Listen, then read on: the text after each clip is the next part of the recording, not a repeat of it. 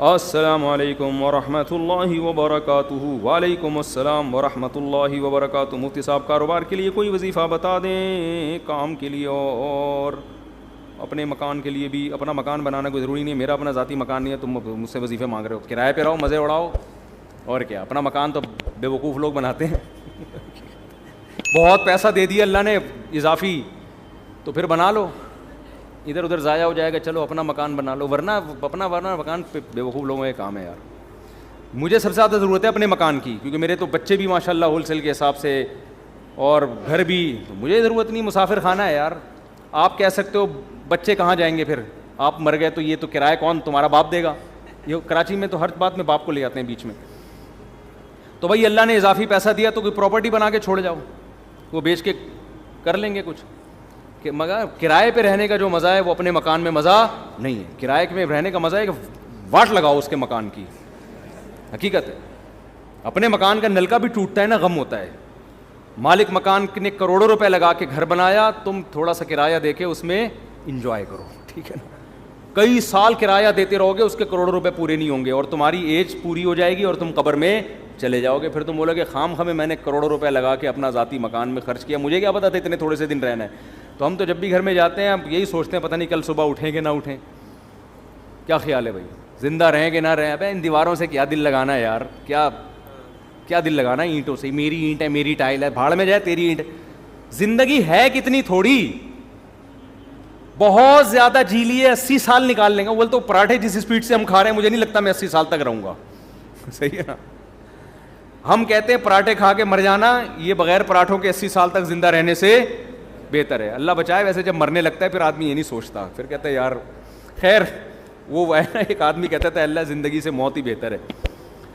بار بار کہتا تھا تو کوئی درخت پہ چڑھ کے کسی نے رسی پھینک دی, اور یہ اس نے رسی دیکھی, دعا مانگ رہے ہیں اللہ زندگی سے موت ہی بہتر ہے. تو جب پھندا دیکھا نا, اس نے کہا یہ کیا ہے. اوپر سے آواز آئی, اے میرے بندے میں اللہ ہوں, میں نے تیری دعا سن لی ہے, تو یہ پھندا گلے میں ڈال, میں کھینچ لوں گا اوپر تجھے.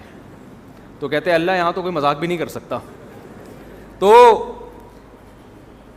بہرحال زندگی کا کوئی بھروسہ ہے. بہت جی لی, 80 سال جی لیں گے تو 80 میں کتنا ٹائم رہ گیا, ایسے ٹھک ٹھک ٹھک ٹھک کر کے ٹائم گزرتا ہے, اور وہ بھی بہت ہی مشکل ہے. اگلے سال کا بھروسہ نہیں ہے یار. تو کیا میرا مکان, میری گاڑی, میری سے بیوی ہونی چاہیے آدمی, اس میں آدمی غیرت کا تقاضا یہ ہے کہ اس میں یہ باتیں نہ کرے. باقی مکان مالک کا ہو, رہے گا کون, ہم رہیں گے. یہ تو فائدہ ہے نا. پیسہ اس کمبخت نے لگایا, بے وقوف نے, رہ کون رہا ہے, مزے آپ اڑا رہے ہو. صحیح ہے نا. اور کرایہ دار دیکھو, مالک مکان کے گھر کی جو واٹ لگاتے ہیں اس کا اپنا مزہ ہے, لگانی نہیں چاہیے لیکن وہ ساری ریپیئرنگ وہ کر رہا ہوتا ہے آخر میں. اور پھر لوگ کہتے ہیں وہ نکال دے گا تو کہاں جائیں گے, کوئی بات نہیں, اگلی گلی میں چلے جاؤ.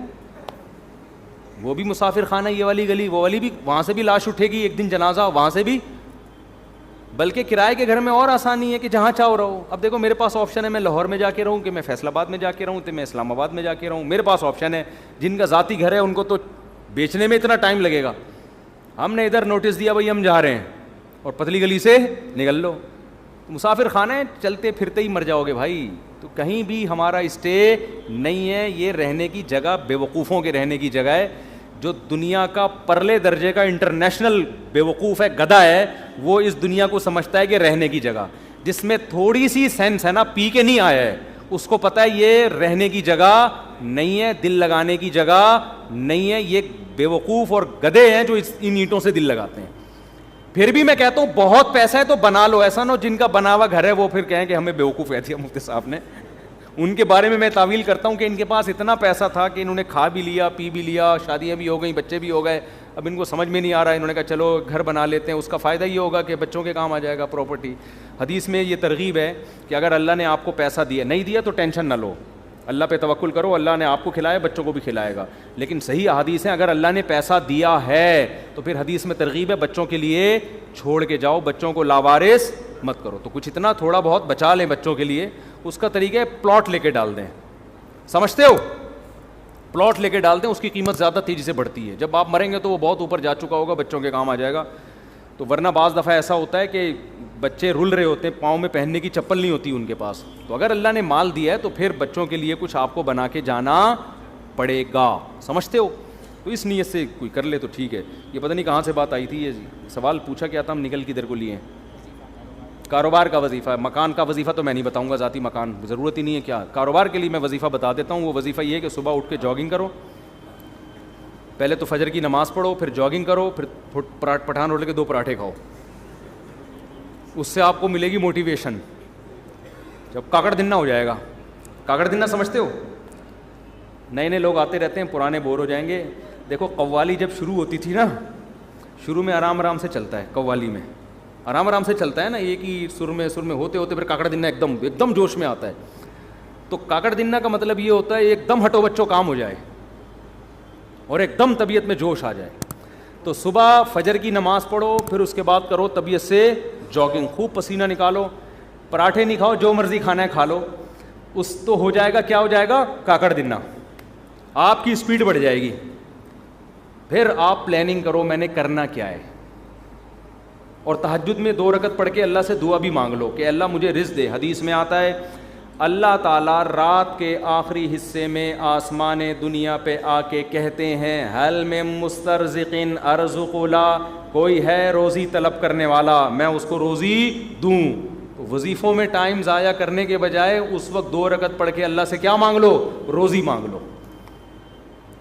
ہمارے یہاں کیا کرتے ہیں, میں کسی کو بتاتا ہوں نا تہجد میں 2 رکعت پڑھ کے اللہ سے روزی مانگ لے. وہ تہجد میں 2 رکعت پڑھنے کے لیے اٹھتا ہے, اس کے بعد پھر سوتا ہے, 1 بجے اٹھتا ہے پھر وہ. تو اللہ کیا کہے گا, مانگ تو روزی رہا ہے, کام سارے نحوست والے کر رہا ہے. روزی کو دھکا دینے والی بات ہے نا. جو 1 بجے سو کے اٹھے گا, اور کراچی میں 2 بجے کسی کو فون کرتا ہوں, کہتے ہیں میں ناشتہ کر کے آ رہا ہوں, دوپہر 2 بجے میں کیا کر کے آ رہا ہوں, ناشتہ کر کے آ رہا ہوں.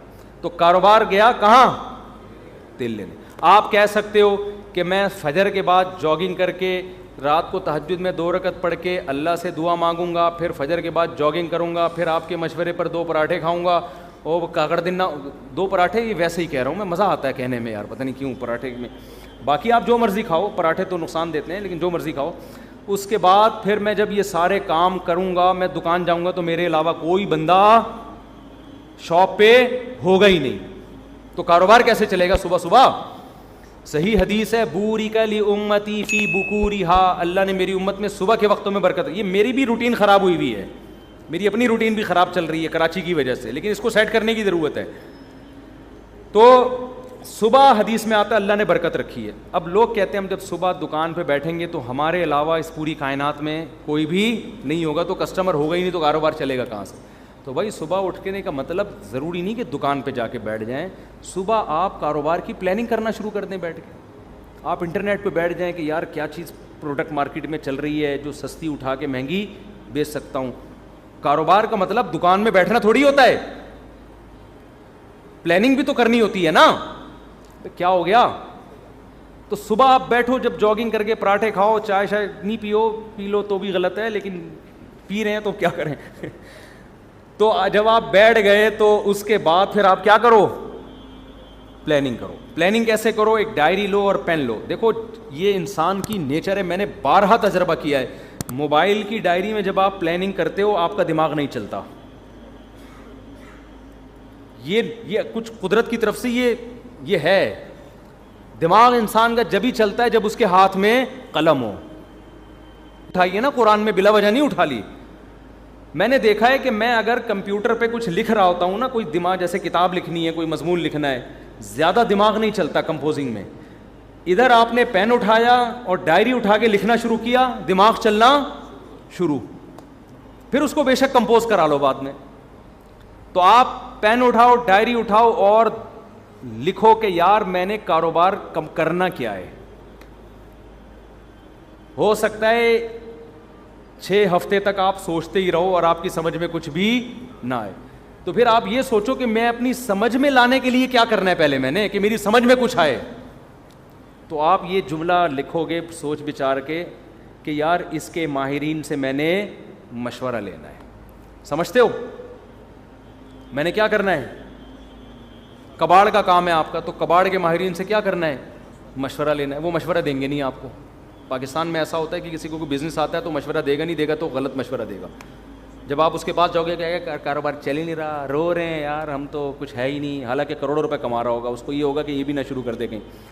تو پھر آپ نے یہ لائن کا اضافہ کرنا ہے کہ مشورہ نہیں لینا, اس کو کاروبار کرتے ہوئے میں نے دیکھنا ہے. تو شیر شاہ مارکیٹ میں جاؤ, دیکھو کباڑ والے کیا خریدنے ہیں, کہ یہ سارا سروے کرنا ہے میں نے. یہ سب چیزیں ڈائری میں, جو چیز سمجھ میں نہیں آ رہی تو وہ سمجھ میں کیسے آئے گی اس کے لیے الفاظ لکھو. سمجھتے ہو؟ اس سے انشاءاللہ وہ جو آپ نے تہجد میں دعا مانگی تھی اس کے اثرات ظاہر ہونا شروع ہو جائیں گے. تو تمہارا باپ بھی پاکستان میں جس کو کاروبار نہیں کر رہا نا, وہ دنیا کا بہت بڑا بے وقوف ہے. یہاں گورے آ کے کر رہے ہیں کاروبار. ایک گورا کراچی میں ہے, اس کا کبھی میں انٹرویو لوں گا انشاءاللہ, مسلمان ہوا ہے وہ.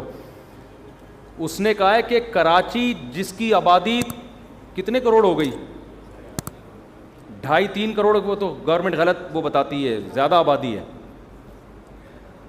1-8 کروڑ تو ہمارے گھر کے افراد ہوں گے.